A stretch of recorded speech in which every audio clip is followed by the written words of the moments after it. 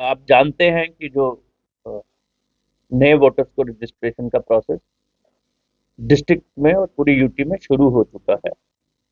27 अक्टूबर से हमने ये शुरुआत की थी। 9 दिसंबर तक कोई भी व्यक्ति जो 1 जनवरी 2024 18 साल का हो जाएगा, वो अपने आप को एज न्यू वोटर रजिस्टर करा। मैं आप लोगों के माध्यम से सब बच्चे जो 18 साल के होने वाले हैं या हो चुके हैं और किसी वजह से अपने आप टू पार्टिसिपेट इन दी महोत्सव ऑफ डेमोक्रेसी। हिंदुस्तान, भारत दुनिया का सबसे बड़ा डेमोक्रेटिक कंट्री है। हर व्यक्ति को यहाँ पे राइट है वोट करने का।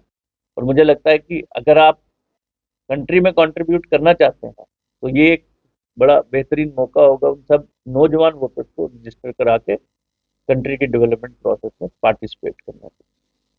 हमारे बीएलओ अपने हर जो बूथ पे हैं वहाँ पे हैं, उनको अपॉइंट किया गया है, वो लोगों को मिल रहे हैं, लोग उनको अप्रोच करें। ऑनलाइन भी आप अपने आप को एज ए वोटर रजिस्टर करा सकते हैं इलेक्शन कमीशन के साइट के ऊपर। दो स्पेशल डेट्स हमारी कैंप्स की रहेंगी, जो कि 18 नवंबर और 19 नवंबर, शनिवार और इतवार होगा। बहुत सारे लोग नौकरी की वजह से या स्कूल की वजह से या कॉलेज की वजह से रजिस्टर नहीं करा पाते, वो इन 2 दिनों का स्पेशल वो रखे। इसके अलावा जो अप्रैल 2024, जुलाई 2024 और अक्टूबर 2024 में 18 साल के होने वाले हैं, वो भी अप्लाई कर सकते हैं। उनके क्लेम्स जब डिस्पोजल होगा वो तब जब वो 18 साल के हो जाएंगे, लेकिन दे आर प्रोस्पेक्टिव वोटर्स। तो हम उनका भी डाटाबेस अपने पास बना लेंगे और जैसे जैसे उनके डेट ऑफ बर्थ के हिसाब से वो 18 साल के होंगे तो वो लोगों को वोटर रजिस्टर किया जाएगा। एक और चीज़ है, आपके माध्यम से बताना चाहता हूँ। बहुत सारे लोग तर्क शून्यत करते हैं। एक लड़की है, गांव ए से उसकी शादी होगी गांव बी में, लेकिन कॉन्स्टिट्यूंसी सेम है, तो उसमें वो ट्रांसपोजिशन या ट्रांसफर का फॉर्म भरें, डिलीशन का ना भरें कि भाई मैं यहाँ पे मुझे काट दिया जाए और गांव बी में मुझे रजिस्टर कर दिया जाए। जो लोग परमानेंट तर्क शून्यत कर गए हैं, कहीं और चले गए हैं, या जिन लोगों की मृत्यु हो गई है, तो वो वोटर डिलीट करने के लिए भी मैं चाहूंगा कि लोग आगे आए, ताकि हमारी जो वोटर लिस्ट है बिल्कुल अच्छी, साफ और सुथरी हो। ये बड़ा इंपॉर्टेंट है। मैं एक बार फिर डेट रिपीट कर दूंगा कि 9 दिसंबर तक हम फॉर्म्स लेंगे। आप अपने फॉर्म्स भर के दे दीजिए, ऑनलाइन अप्लाई कर सकते हैं, बीएलओ डोर टू डोर कर रहे हैं। 18-19 नवंबर के कैंप में पार्टिसिपेट कर सकते हैं।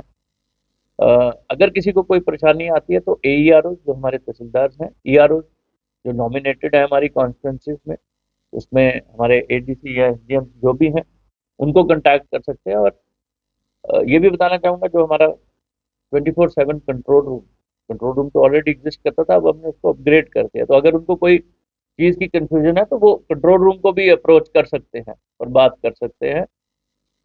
यूथ को स्पेशली फिर से रिक्वेस्ट करना चाहूँगा कि अपने आप को वोटर रजिस्टर कराए, डेमोक्रेसी के महोत्सव में पार्टिसिपेट करें, and let's make it a vibrant democracy. कहते हैं कि आप ही डिसाइड करते हैं आप क्या चाहते हैं। यूथ आज एक मेजर चंक फॉर्म करता है हिंदुस्तान को, और हमारे डिस्ट्रिक्ट में भी और हमारी यूपी में।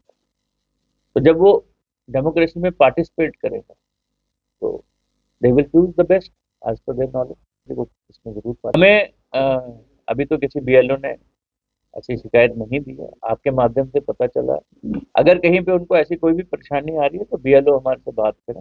ये तो एक कॉन्टिन्यूस अपडेशन प्रोसेस है। आप देखेंगे कई बार हम देखते हैं 21, 22, 23, 24, 25, 50 साल के आदमी ने वोटर नहीं बनाया हुआ। कई बार लोग भूल जाते हैं, कई बार जब वोटर का काम चल रहा होता है, कोई लद्दाख गया हुआ है मजदूरी के लिए, कोई हिमाचल गया हुआ है या बिजनेस के सिलसिले में निकल गया, तो ये तो हम उनके बेनिफिट के लिए कर रहे हैं। अगर किसी को इस बात पे गुस्सा आता है तो मैं आपके थ्रू रिक्वेस्ट करना चाहूंगा कि गुस्से की बात नहीं है, ये आपके बेनिफिट के लिए है। तो आप बहुत सारी चीज़ों के बेनिफिट के लिए देखिए जी, बीएलओ तो ट्रांसपोर्टेशन है या नहीं है, हर जगह अपॉइंटेड है, आपको पता है। रोड कंस्ट्रक्शन भी हमारी चल रही है और उसको भी स्पीड अप करेंगे। लेकिन इसीलिए बताया कि ऑनलाइन रजिस्ट्रेशन भी है, हमारे फ़ोन नंबर्स भी हैं, और बीएलओ की तैनाती जो है irrespective of whether it is connected by road और not connected by road exist करती है। उसके अलावा ये जो 2 स्पेशल कैंप डेज हैं, 18 नवंबर और 19 नवंबर, हर स्कूल में, हर पोलिंग स्टेशन में, जहाँ पे हमारे पोलिंग स्टेशन मैक्सिमम स्कूलों में है, तो हर पोलिंग स्टेशन में हमारे बीएलओ होंगे, लोगों को रजिस्टर करेंगे, और मुझे लगता है इससे बेहतर कोई चीज हो नहीं सकती। नंबर टॉप से मैं समझ, तो वोटर डिसाइड करेंगे जब होगा आपको पता लग जाएगा। देखिए, मैं इलेक्शन की बात अब खत्म हो गई और आपने उसको दूसरी तरफ ले गए। टूरिज्म, मुझे तो ये लग रहा है टूरिज्म यहाँ पे एक ऐसा पोटेंशियल है जिसको हम एम्प्लॉयमेंट जनरेशन, डेवलपमेंट और मुझे लगता है कि the benefit of all the youngster use कर सकते हैं। आपने बिल्कुल ठीक कहा कि माता के दरबार में लगभग लगभग 1 करोड़ आदमी मान के चले तो आते हैं। उनमें से मैंने जो पता किया, कुछ 30-1 लाख के करीब लोग भगवान शंकर जी के शिवखोड़ी श्राइन में भी आते हैं। आपके पास आज सीना चौड़ा करके कहने के लिए है कि हमारे पास दुनिया का सबसे ऊंचा रेल ब्रिज है। मैं वहां पे स्वयं गया था, कुछ चीजों की डिस्कशन की है हमने। अब उस डिस्कशन को कागज में ला रहे हैं, रेलवे को लिखेंगे सरकार के थ्रू। उसके अलावा मोहर, गुलाबगढ़, कुछ मैं अभी मोहर ही गया हूँ, कुछ और इलाके मैंने सुने बड़े खूबसूरत हैं। आपको ये समझना पड़ेगा कि tourism is always a package, tourism never stand alone. आप कहेंगे मेरा पार्क बड़ा सुंदर है तो उसको देखने के लिए एक आदमी आएगा, नहीं आएगा। आप उसको क्या देते हैं, आप उसको क्या दिखा रहे हैं, ये बड़ा है। मैं आपके माध्यम से चाहूंगा, एक तो यूथ टूरिज्म में हमारे साथ इन्वॉल्व है। दूसरा, जो कटरा की महिमा है, जो माता की महिमा है, उसी का सहारा लेके हम पूरे डिस्ट्रिक्ट को कैसे टूरिज्म मैप पे ला सकते हैं। मुझे लगता है एडवेंचर का बड़ा स्कोप है। राफ्टिंग आपके यहाँ होती है, ये जो रेलवे ब्रिज है इसको देखने के लिए लाखों की तादाद में लोग आ सकते हैं। कुछ एरियाज मुझे लगता है बड़े खूबसूरत हैं, जो अच्छे ट्रैक्स बन सकते हैं, एडवेंचर वालों के लिए बड़े अच्छे हो सकते हैं। तो हम ये कोशिश करेंगे कि रियासी को एज इंटायर टूरिस्ट डेस्टिनेशन, जो माता के लोग आते हैं, श्रद्धालु आते हैं, उनके साथ भी, और कुछ लोग जिनकी अपनी एडवेंचर की तरफ रुचि है, जिनकी अपनी नेचर की तरफ रुचि है, जिनकी अपनी हेल्थ की तरफ रुचि है, उनको भी किया जाए। इसी के चलते हुए हम कोशिश कर रहे हैं कि दिसंबर के माह में, या तो आखिरी सप्ताह में या आखिरी से 1 सप्ताह पहले, 3 दिन का एक इवेंट करेंगे यहाँ पे, जिसमें हम रियासी को एज टूरिज्म प्रोडक्ट प्रमोट करेंगे। उसके बारे में कुछ इनिशियल वर्क शुरू हो चुका है। 2-4-5 दिन, हफ्ता, जब हम उसके बारे में पूरे श्योर हो जाएंगे कि हम क्या क्या करेंगे, तो आपसे दोबारा विनती करेंगे और उसको लोगों तक ले जाने में पूरी कोशिश करेंगे। तो मेरे कान, आंखें और हाथ, बाहें जिसको कहेंगे, वो उनके लिए प्यार से हमेशा खुली हैं। वो आए, बताएं, कोई ऐसी परेशानी नहीं है जिसका हल नहीं निकल सकता, बैठ के बात करना है।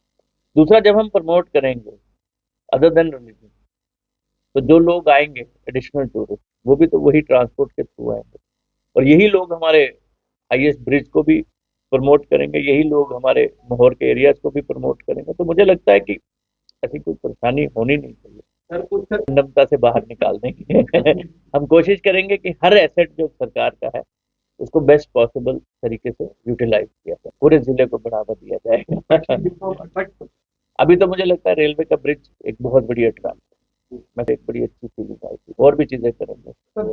यार बाबा में आज से कोई लगभग 6 साल पहले जब मैं ज्वाइंट डायरेक्टर टूरिज्म का गया था, बड़ी खूबसूरत जगह है। अनफॉर्चुनेट इंसिडेंट के बाद लोगों के दिल में जो भी बैठा हो, वो सारे नो देंगे। माता का ट्रेडिशनल रूट, शिवखोड़ी श्राइन की महिमा, शिव और शक्ति का वास है।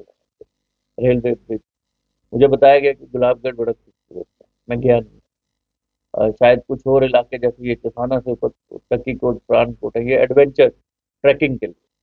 आप कुलगाम से भी जुड़ते हैं, आप रामबन से भी जुड़ते हैं, आप रजौरी से भी जुड़ते हैं, आप जम्मू से भी जुड़ते हैं। तो ये सारे ये जो हमारी रेवेड श्राइन है यहाँ पे, जो गुरुद्वारा है, बंदा बहादुर, बंदा बहादुर, वो जब आप कटरा से रियासी आते हैं जो 2 या 3 ट्रेन है, बाबा जित्तो का अपना एक स्थान है। तो ये सारी चीज़ों को हम कैसे religious, adventure, nature, therapeutic, health resort बहुत बड़ा, आपके पास नारायणा एक बहुत बड़ा हॉस्पिटल है, तो इन सब चीज़ों को जोड़ के कैसे करेंगे इसके बारे में काम, सुविधाएं जरूरी है। देखिए वैसे भी स्वच्छ भारत में आपको पता है कि washroom is always a priority.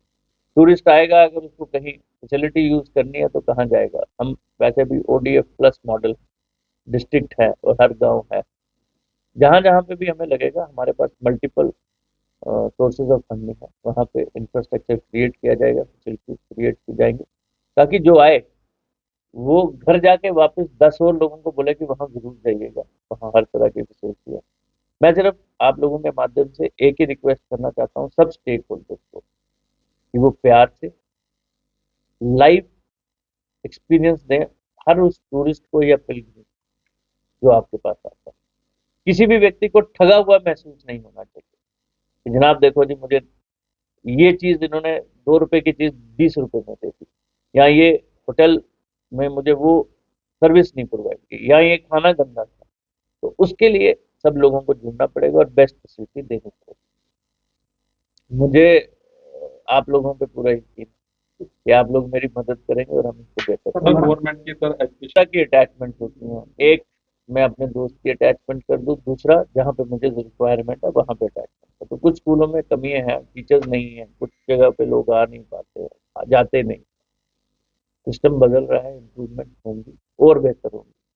मुझे लगता है कि आने वाले दिनों में सिर्फ डिस्ट्रिक्ट रियासी में नहीं, क्योंकि एजुकेशन डिपार्टमेंट की एक कोशिश है कि एजुकेशन मिले, और उसी के चलते इन्होंने कुछ कंट्रैक्चुअल लेक्चरर्स लगाए जो दूर दराज इलाके में होते थे। मैंने दोनों हेल्थ के जो अथॉरिटीज हैं उनको कहा all attachment should be cancel until, आपने ऑर्डर भी देखा होगा, until unless it is on most urgent requirement basis. अब एक स्कूल में एक टीचर है, अगर मैं उसे दूसरा टीचर अटैच नहीं करूंगा तो वो फिर इंसान है, बीमार भी हो सकता है, कोई घर में परेशानी भी हो सकती है। लेकिन मुझे पूरी उम्मीद है कि वर्क कल्चर बेहतर होगा। मुझे पहले दिन सवाल पूछा गया था, आप में से शायद कुछ लोग वाकिफ होंगे अद्भुत डोडा के साथ। मैंने कहा नाम सोचा जा रहा होगा वही सब कुछ जैसा वहां था। Thank you.